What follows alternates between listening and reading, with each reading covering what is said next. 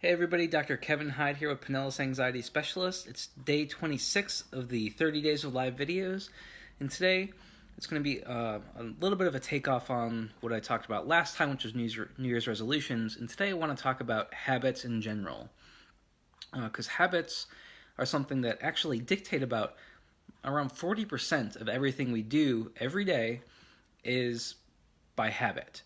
And so what that means is that you're not consciously aware that you're doing it, and you're just following the sort of the path of least resistance, which is the reason why we actually develop habits. We as humans are inherently lazy. Our bodies and our minds are trained to try and conserve energy wherever possible. And so part of doing that is having these habits, right? These consistent patterns and routines that we fall into, because that takes less mental energy to follow through with it. And so you might have heard of like Steve Jobs or Mark Zuckerberg. They have a wardrobe that is, like dozens of the same shirt, same jeans, so that they don't have to go in there and make a decision of what they're going to wear that day, because that takes mental energy to do that. And we only have so much mental energy as we go throughout the day to make all these decisions that we need to make. And so they want to start off by giving their brain a little bit of a break and just having the same outfit to wear each day. And so the same thing with habits. For example, if you get in your car, if you stop and notice what you do, you probably do the same routine every single time you get in the car. How you get in, buckle the seatbelt, arrange the mirror, close the door, check around before you're pulling out of a parking space. You probably go through the same exact routine each time, not consciously, but just because that is a habit, right? It's something that you're used to doing. And so we can take advantage of these habits to try and improve things in our life. And if anybody's tried to form a new habit, you know just how hard it is, right? Because you already have all these habits ingrained, right? It's 40% of everything we do being habits. Those things take little mental energy, and so of course it's very easy to slip back into them. And so when we're trying to form a new habit, it's sort of like starting, looking at a jungle in front of you that's really overgrown and trying to make a path through there. To start out, you're going to have to hack down a bunch of foliage and things like that, and as you keep going through there, it's going to get easier and easier until you can finally make it into a paved road and then to a highway after you've done it quite a while. And you might have heard that it takes about 21 days to form a habit. That's actually kind of a myth. It's really different for everybody. For some people it can take a week, for some people it can take a month, for some people it can take 2 months. And for even others, it can take 3 to 6 months before they're actually able to form a habit. But the way to go about doing it is really you want to focus more not on exactly what you're trying to do, but on the environment around it. And so Charles Duhigg wrote a book called The Power of Habit, which is really fantastic. If you have any interest in this at all, I suggest you read or listen to his book. And he talks about how there's 3 parts of habit formation. There's the cue, there's the behavior, and then there's the reward.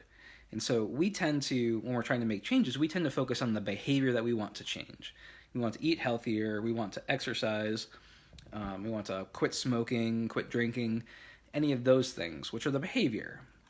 And so we go and try and plan our day to do that, but we don't focus on the cue, which is actually the more important thing. So if if you ever smoked or drink too much, one of the things that you'll notice is you get certain cravings. Maybe if you tend to overeat, there's certain cues, environmental cues, that lead you into having these cravings. And so for the example earlier of the car, that is an environmental cue. When you get in the car, your brain is cued that this is when I go through my getting in the car and getting everything started routine.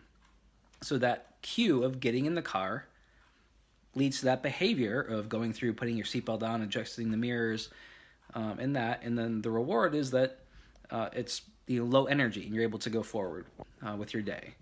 And so when we're trying to set up these new behaviors, we need to think of how we can change our environmental cues so that we don't fall into those old habits which are so easy to do because they're already those paved highways, and instead we're trying to hack through the jungle.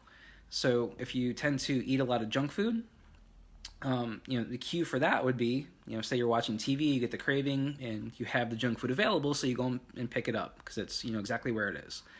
So what you want to do is change that environment.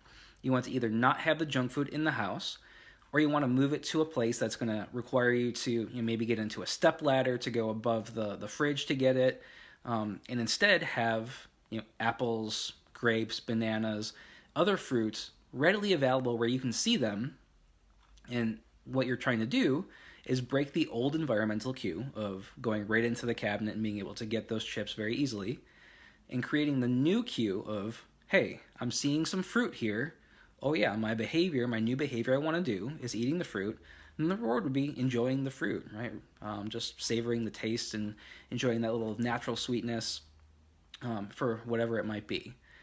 Okay, so you really want to, as much as possible, change those environmental cues to take them away from what leads you into the negative behavior and change them into a new way, focusing on those new cues that you can set up to make it as easy as possible to do those new behaviors and find some way to reward yourself. So for exercise, for some people they get a runner's high. Usually it takes a little while to get there. So before that, you might give yourself a healthy snack after you exercise. You might allow yourself to watch a TV show that you like, and you only get to watch it if you've gone and exercised. So you're setting up these rewards that make it easier to build that new habit.